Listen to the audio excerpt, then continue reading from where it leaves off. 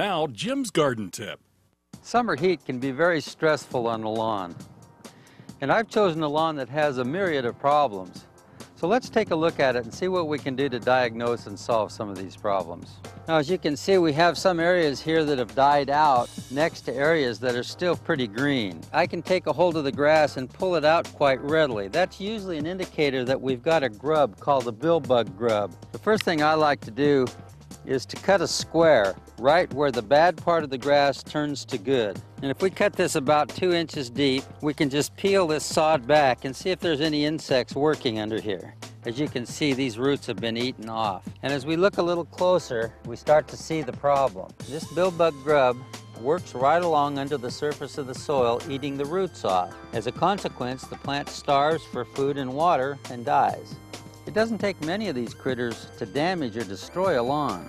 So you want to be proactive. Get your grub control and your fertilizers down quickly.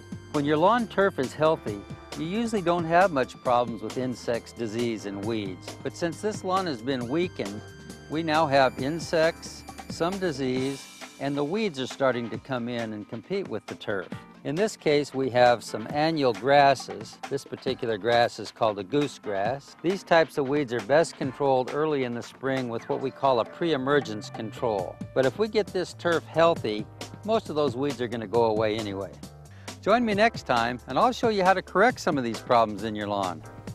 And if you'd like to learn more about Jim's Garden Tips, just head to our website, idahoonyourside.com, and click on Jim's Garden Tips.